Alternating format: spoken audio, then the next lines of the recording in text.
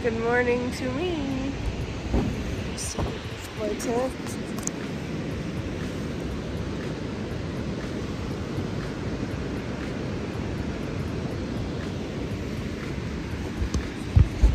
(7 a.m. I think. I slept in today. My body woke up at 4:45 though. That's what it's used to. I only need to go 10 miles-ish today, all uphill, but I have all day to do it, so it's nice. Yeah, other than that, I'm chilling. I'm gonna make breakfast, hang out.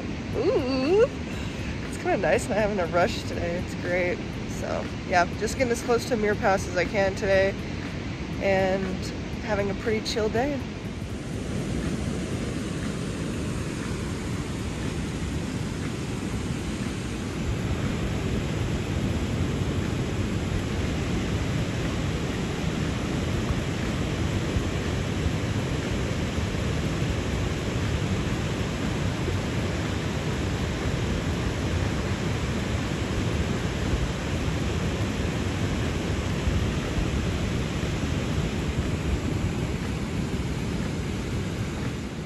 I cannot explain how nice it has been this morning to wake up and just chill.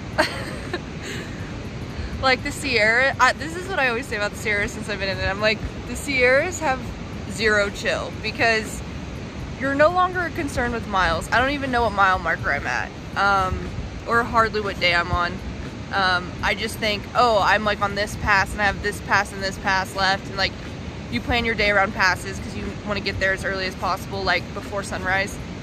And yeah, you know, my friends pushed on to do like a pass a day, and I don't know, I'm just really proud of myself for like taking the time and making the decision to stay behind, because it's hard because you love your friends and you're like, well, you know, they may be ahead of me and that means they'll kind of always be ahead of me unless they zeroed another day than me, which they probably won't, but you know, I'll probably catch up. It's only a day, but I'm just saying, like, I'm proud of myself for making the decision for me because this has been thoroughly enjoyable already. Like camping at this beautiful site, not feeling like my body is just completely exhausted because I've just been like falling into my tent, falling asleep by like 7 or 8 p.m. So yeah, this has been so nice, and good job me for making the decision to stay behind even if it means I'm alone. I'm just chilling. I was trying to, there's some things I wanted to talk about. One, my air mattress that I got, I still am a huge fan, man. Like, it is so much more comfortable than the Thermarest. Like, everyone go get the Big Agnes Ultra Core. Like, you won't regret the extra ounces. It's insanely comfortable and warm and just so much. It feels like you're sleeping on a mattress now. You're like, you don't have to worry about rolling off. Like, it's great. The other thing I was gonna talk about is, this is kind of personal, but I think it's interesting to know. I've lost, when I started this trail, I was at 180. I had went to the doctor right before for like, you know, just annual checkup, and I was 180, literally like 2 days before leaving for trail. And I weighed myself in Bishop and I was 159 while holding a beer can. So I think I'm like 158 maybe. My point being, and I think I've lost weight again, like since I've left Bishop. So I'm not really trying to go below like the 150s, I would say, because even in high school I was like 155. Like I'm not like a super, like I'm very muscular, and I don't know, I'm like a little concerned, and I am eating, but like you have to ration your food out here. I mean, people are like, oh, just eat more, and it's like, it's not that simple because you have to carry your food. So you kind of have to ration, and it's just really hard. So, and plus it's just the altitude and stuff, I'm not as hungry as I normally am. So I'm not concerned about it, like get off trail concerned. Like I know people have gone off trail in the past because of weight loss. 20 pounds, I could stand to lose 20 pounds. I could stand to lose probably 10 more or whatever, like maybe like, you know, 5 to 10 more. But yeah, I just thought that was interesting. Hopefully I gained some of it back after the Sierras. I think it's just a really hard stretch. Like I said, the Sierras are challenging in every way possible. They're also the most rewarding stretch I've had so far. So I think it's like anything in life, like the really cool things you have to work really hard for. It's not just going to be easy. So I was mentally prepared for that. Still challenging, still grinding, but we're doing it. We're doing the dang thing, and I'm enjoying my kind of like Nero. It's not really a Nero, it's still 10 miles, and in the Sierra that's a lot, but I'm not pushing for like the other group is pushing harder. So yeah, I'm enjoying my downtime. Okay, I just thought of a story, and I want to try and document it because I don't want to forget about it. I was thinking, like, have I had any close calls or anything on these passes? And the closest call I had was on the easiest pass I've done so far. On Pincho Pass. Like, there was this part, like there's a steep slope with like an ice snow ridge walk. I mean, it's not super bad, but I mean, if you fall, you're going down. But I mean, probably wouldn't die, probably just be a long slide down a really long hill. I don't even know how you get back up, but anyways. So on that part, I post-holed and I went backwards, and the only thing that kept me from falling down the hill was my leg was like almost to my, like my full right leg was all the way in the snow, and I was hanging. I was hanging there, and I was like, what do? I don't know how to get out of this. And that's actually like where I first met Sponge and Plus One too, because they had crossed where I just went, and they looked back and they're letting me they're trying to let me figure it out, but they were also like, do you need help? And I was like, no, I'm good, because I was like, I need to figure out how to get out of this. Problem is your pack is pulling you. I mean, I have a 40-pound pack pulling me down. So luckily I have these Sierra abs, and I don't know, I like maneuvered somehow to get at least sit up. And then after I was sitting up, like, it took me a while because like my left leg was like kind of under my right leg, like trapped. But I managed to get myself out of it. But that was probably the scariest close call, because just the way, the angle I post-hold was like backwards.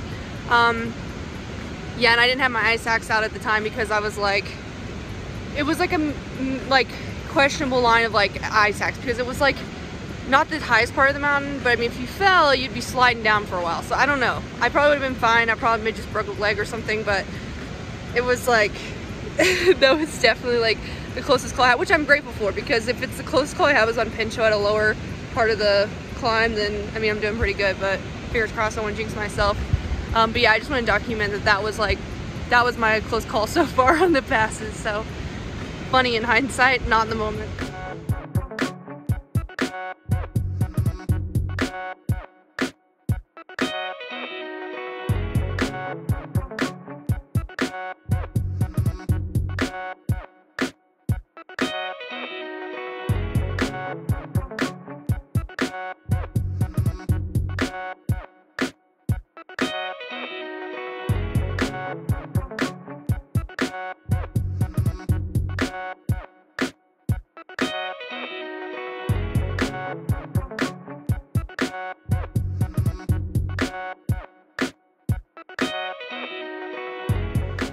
Alright, two things. I'm very talkative today, sorry.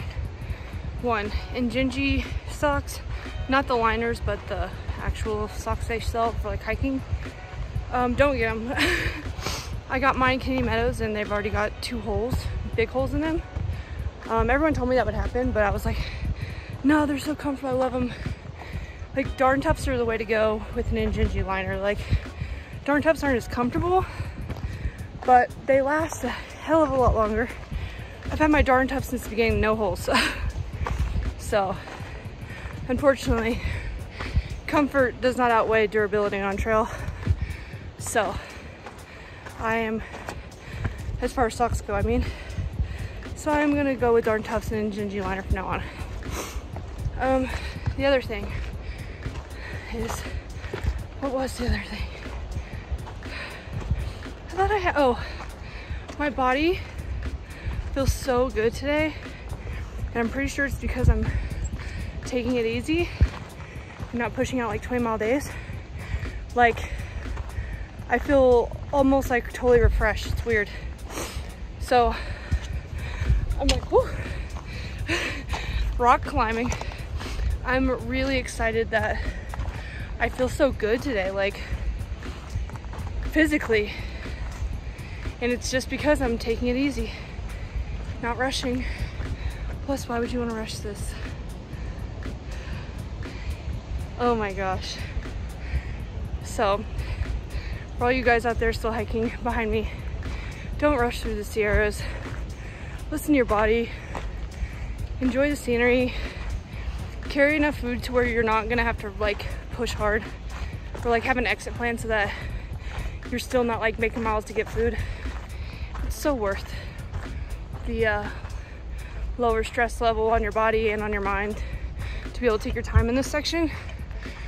Yeah, just enjoy it. What a gift the Sierras are for us.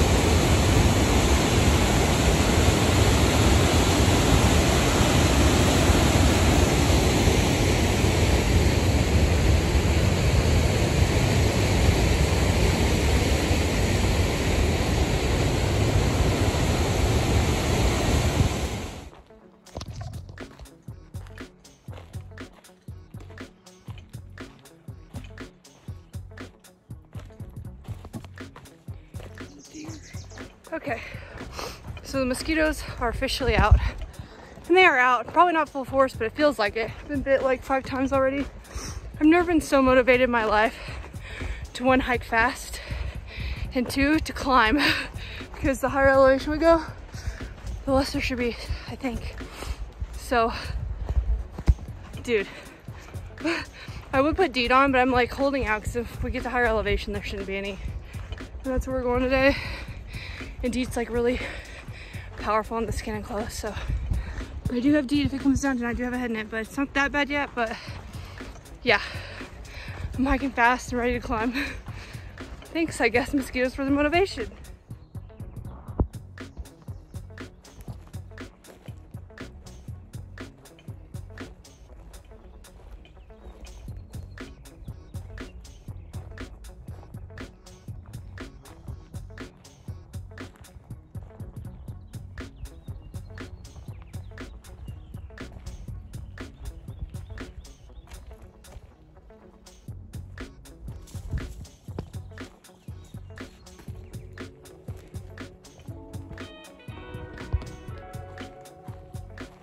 Really cute. You're really cute.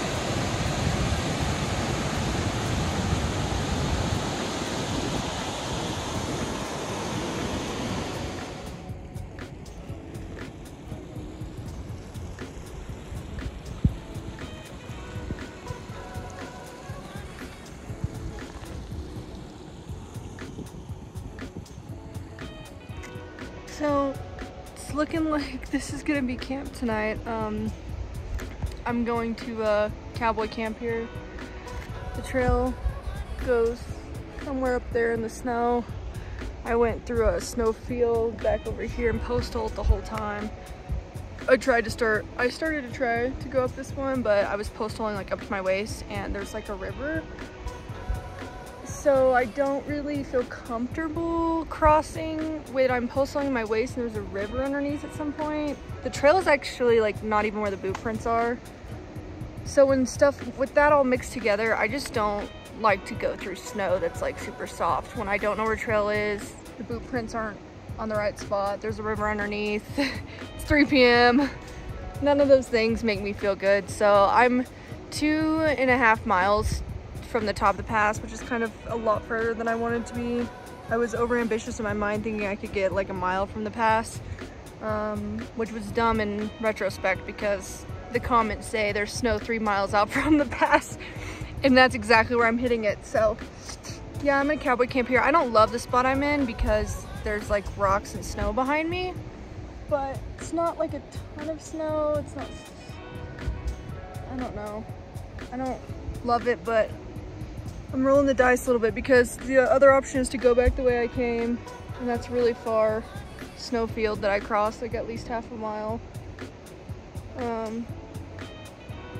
which sounds like not fun either. And I'm gonna probably roll the dice this time, which probably not smart, but I'm hoping that out of one night of the whole time there's not a rock slide or an avalanche right where I'm at. So yeah, don't be like me. Find a better spot, but I'm being lazy, so fingers crossed.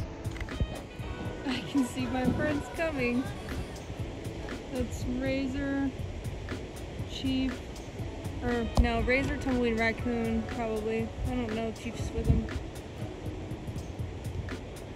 Maybe Raccoon's, maybe it's Chief, Razor, Tumbleweed. I don't know. 3 out of the 4 are crossing that snowbank. They're gonna make the same mistake as me probably, because they probably see me. I hope not, because that will suck for them. There they are. Right there. Going through closed hole hell. I feel so bad for them. I know they're trying to get to a certain campsite, but dang, this sucks. That is why I'm waiting till morning. But actually, I looked up the weather and it's not even gonna freeze tonight, so could be similar conditions no matter what. We'll see. I'm gonna wake up super early and go, so should be fun.